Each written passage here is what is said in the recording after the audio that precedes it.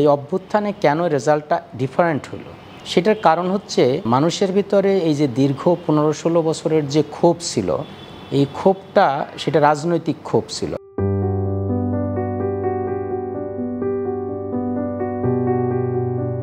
24-এর গণ অভ্যুত্থান, বিশেষ করে আমি এই মুভমেন্টটা বলবো, পার্টিকুলারলি তুমি যেটা বলছো যে আমাদের পার্টিসিপেশনের ইয়েটা, আমি এই পার্টিসিপেশনটা শুধু আমার যে একার বা আমাদের কয়েকজনের তা না। যদি ইনফ্যাক্ট আমরা দেখি এই 18 সালের যে কোটা আন্দোলনের একটা মুভমেন্ট হয়েছিল, এটা 18-এ, তাই না, 2018-তে হয়েছিল।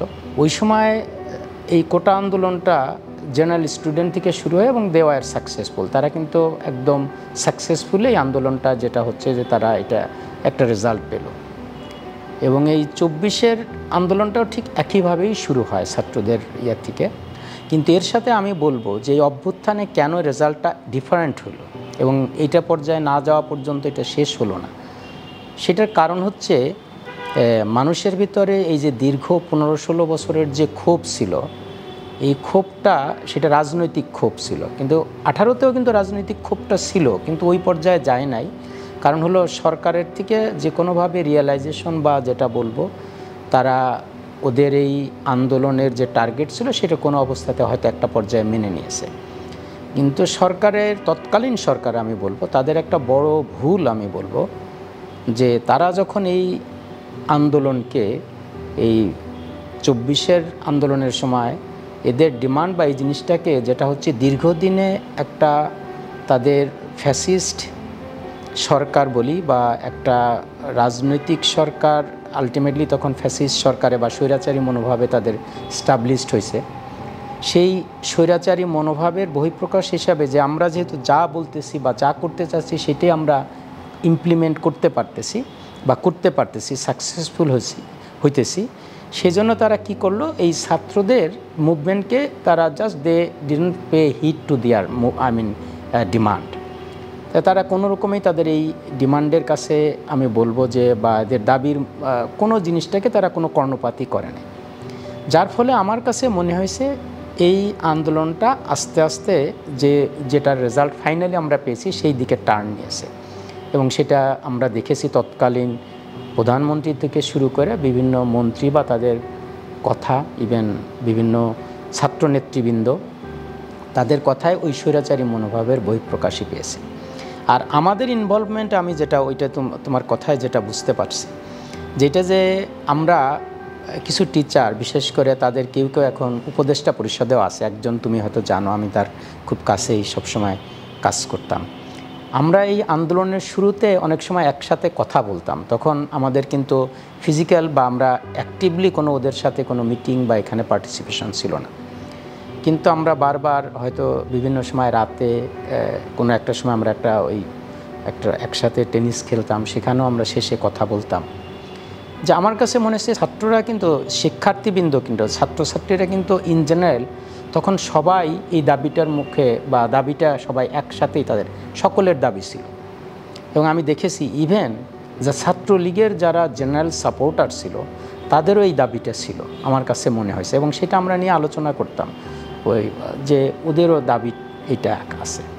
তো তখন আমাদের মনে হয়েছে যে আলটিমেটলি সরকার যে কাজটা করতেছে, তৎকালীন সরকার, এইটা তারা ভুল করতেছে এবং এটা আলটিমেটলি একসময় তারা এইটার ভুলটা তাদের রিয়ালাইজ করতে পারবে। যখন রিয়ালাইজ করবে তখন হয়তো তাদের কোনো অল্টারনেটিভ থাকবে না, আর তারা ব্যাক করতে পারবে না। এবং এইটার সবচেয়ে স্পার্ক করেছে আমি যেটা বলবো, যেমন 15 তারিখের যে ক্যাম্পাসের যে ঘটনাটা হলো, ঢাকা বিশ্ববিদ্যালয়ে ডাইরেক্টলি স্টুডেন্টদের উপরে, যারা আন্দোলনরত শিক্ষার্থী বিশেষ করে ক্যাম্পাসে, তারা সবাই ঢাকা বিশ্ববিদ্যালয়ে শিক্ষার্থী ছিল আমি বলবো, তাদের উপরে বহিরাগত লোকজন এনে যখন অ্যাটাক করা হলো, তখন এটা প্রথম স্পার্কিংটা ওইখানে হয়েছে। এবং সেকেন্ড ইয়েটা হয়েছে যখন 16 তারিখে রংপুরে বেগম রোকেয়া বিশ্ববিদ্যালয়, যেটা আমাদের প্রধান উপদেষ্টাও সবসময় বলে, ওর বিশেষ করে আত্মত্যাগ যেটা, এবং একজন নিরস্ত্র একটা ছাত্র, এবং যে তার বিশ্বাস ছিল যে তার উপরে কখনোই সে এমনভাবে দাঁড়িয়েছিল, আমি এখনও মনে করি যে তার উপরে যে এরকমভাবে মানে গুলি করতে পারে, একটা না একটার পর একটা এটা করে যেতে পারে, তার নিজেরও আমার মনে হয় এটা তখন বিশ্বাস ছিল এবং সেটা হয়েছে। ওই ঘটনাটা যখন শিক্ষার্থী ছাত্রছাত্রী সবাই দেখেছে এবং সেই জিনিসটা আমি পার্টিসিপেশন, তুমি আমাদের পার্টিসিপেশন নিয়ে বলছো, আমি দেখেছি স্কুল কলেজের, এটা কিন্তু ইউনিভার্সিটি স্টুডেন্ট না, স্কুল কলেজের ছাত্ররাও কিন্তু তখন এটা সরাসরি, কারণ তার কাছে মনে হয়েছে এটা সবসময় একটা সেন্সিটিভ একটা ইমোশন কাজ করে, আমাদের একজন ছাত্র ভাইকে এইভাবে সামনে লোকচক্ষু একদম প্রত্যক্ষভাবে গুলি করতেছে। তো তখন দেখেছি আমি যে স্কুল কলেজের, এবং তার কনসিকুয়েন্স তুমি দেখতে পেয়েছো, এই যে রেসিডেন্সিয়ালের একটা বাচ্চা মারা গেল, এবং মানে আমি বলবো যে 10-12 বছর বয়সী বাচ্চা থেকে শুরু করে একদম ইউনিভার্সিটি পর্যন্ত সবাই পার্টিসিপেট করেছে। এবং এখানে আমাদের পার্টিসিপেশনের চেয়েও এটার সাকসেসের একটা বড় হচ্ছে স্কুল স্টুডেন্ট, বিশেষ করে ইয়াঙ্গার চিলড্রেন যারা পার্টিসিপেট করেছে। আমি সবসময় এই কথাটা বলি, আমরা হয়তো তাদেরকে কতটুকু ক্রেডিট দিতে পেরেছি আমি জানি না, যে যখন একটা বাচ্চা বের হয়েছে, স্কুলের বাচ্চারা বের হয়েছে এই আন্দোলনে, তখন তার বাবা মা প্রথম দিন বকা দিয়েছে, দ্বিতীয় দিন বকা দিয়েছে, তৃতীয় দিন কিন্তু বাবা মা দেখছে আর ঘরে থাকতে পারে না, কারণ তার ছেলে এমন রিস্কি অবস্থায় চলে গেছে যে এদিন এখানে একটা হয়তো ছাত্র মারা যাচ্ছে, ওখানে একটা ছাত্র মারা যাচ্ছে, so next day it could be his or her son বা হার চিলড্রেন। তো তখন তারা ডাইরেক্টলি বাবা মারাও নেমে গেছে, এবং সেই কারণে দেখা যায় যে আমি ওইরকম পিকচার রিপোর্ট পেয়েছি যে ইভেন হয়তো ওই বাবা মা আওয়ামী লীগ বা তৎকালীন গভর্নমেন্টের কোনো দলীয় সমর্থক ছিল বা তাদের রাজনীতির সমর্থক ছিল, কিন্তু তার বাচ্চা যখন নেমেছে তার পক্ষে এই আন্দোলন থেকে আর দূরে থাকা সম্ভব হয়নি।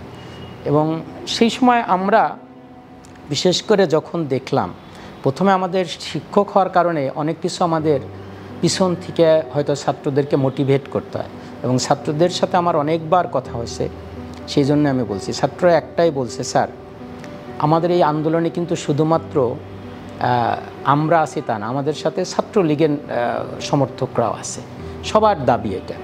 এবং আমার কাছে মনে হয়, আমি স্টিল আই বিলিভ যে তাদের কিন্তু প্রথমেই সরকার নিয়ে অতটা তাদের চিন্তা ছিল না, ওরা যেটা হচ্ছে 16 তারিখ 15 তারিখ থেকে এটা শুরু হয়েছে, আস্তে আস্তে ওই দিকে টার্ন নিয়েছে। আর আমাদের যে বিশেষ করে আগস্ট মাসের যেটা করে 1 তারিখ থেকে জুলাইয়ের শেষ দিক থেকে এটা এমনভাবে টার্ন নিয়েছে, আমাদেরও সরাসরি পার্টিসিপেশন ছাড়া এটা কোনো উপায় ছিল না। কারণ ওই একই রকমভাবে যে বাবা মার যে সন্তান যখন আন্দোলনে গিয়েছে, আমাদেরও যখন ছাত্ররা যেভাবে আন্দোলনে গিয়েছে, ওরাও আমাদের থেকে অ্যাক্টিভ পার্টিসিপেশন এক্সপেক্ট করেছে, মেইল দিয়ে, চিঠি দিয়ে, ফোন করে। এবং যারা বিশেষ করে এই ক্যাম্পাসে থাকে তখন তো তাদের বাবা মা থেকেও তারা ডিটাচড হয়ে গেছে, কমিউনিকেশন, ইন্টারনেট বলো, যেটা বলো, যে জিনিসগুলো ছিল সেই মুহূর্তে ওদের পাশে আমাদের দাঁড়ানো ছাড়া, যেটা সেই কারণেই আমাদেরকে ওইভাবে অ্যাক্টিভলি পার্টিসিপেট করতে হয়েছে।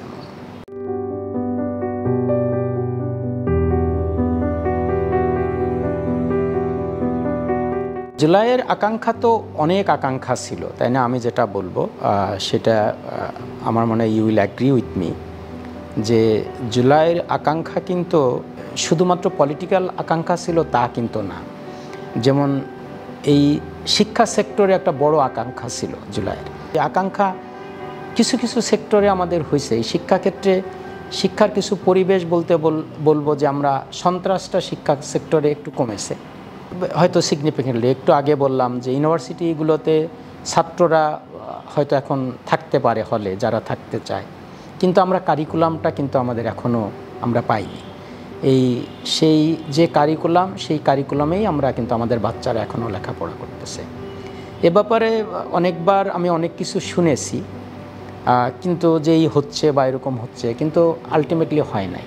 এবং তাদের সেই পাঠ্যপুস্তক যেটা, সেই পাঠ্যপুস্তকও এই জুলাই আন্দোলনের পরে, সরকার গঠনের পরে পাঠ্যপুস্তক কারেকশনের একটা ছোটোখাটো আমি শুনেছিলাম কমিটি করে, তারাও কিন্তু মানে মোস্ট অফ দেম যেটা হচ্ছে আমি বলবো যে ওয়ার ইনভলভড ইন রাইটিং এই books in the last term as well. ওই আমরা বলবো গত সরকারের পিরিয়ডেই যারা লিখেছে তাদের লোকজনই বিশেষ করে আবার এটাকে ঠিক করেছে, বা তারা ঠিক করছে বলবো না, কিছু হয়তো কারেকশন করতে পারে। তারা ইনভলভ ছিল। আর রাজনৈতিক আকাঙ্ক্ষাও একটা ছিল। রাজনৈতিক আকাঙ্ক্ষা যদি এটা আমার পার্ট না, সেটা এখনও আমার মনে হয় পরিপূর্ণতা পেতে আমাদের উই হ্যাভ টু ওয়েট। আমাদের যে হয়তো ইলেকশন আমরা দেখতে পাচ্ছি একটা ভালো দিকে যাচ্ছে বলে আমি আশা করি। রাজনৈতিক আকাঙ্ক্ষার ভিতরে সবচেয়ে বড় আকাঙ্ক্ষাটা আমি মনে করি একটা ফ্রি অ্যান্ড ফেয়ার ইলেকশন। তা সেটার দিকে মাঝখানে কিছুটা আনসার্টিনিটি থাকলেও এখন আমি মনে করি কিছুটা আমরা এটা সঠিক পথে এগোচ্ছে বলেই আমার কাছে মনে হয়েছে। যদি সেটা ফেব্রুয়ারিতেও হয় বা যখনই হয়, একটা ফ্রি অ্যান্ড ফেয়ার যদি ইলেকশন হয়ে যায়, তাহলে আলটিমেটলি রেজাল্টটা আমার সর্বশেষে যেটা ফলাফলটা যদি ভালো হয়, তাহলে আমার মনে হয় রাজনৈতিক আকাঙ্ক্ষাটা এটা আমাদের একটা কিছুটা বাস্তবায়িত হবে। পরে সেই রাজনৈতিক সরকার কি করবে, দ্যাটস আপ টু দেম। আমার মনে হয় জুলাই আন্দোলনের মেইন এটা হচ্ছে একটা ফ্রি অ্যান্ড ফেয়ার ইলেকশন, কিন্তু আমাদের একটা বড় আকাঙ্ক্ষা ছিল এরকম।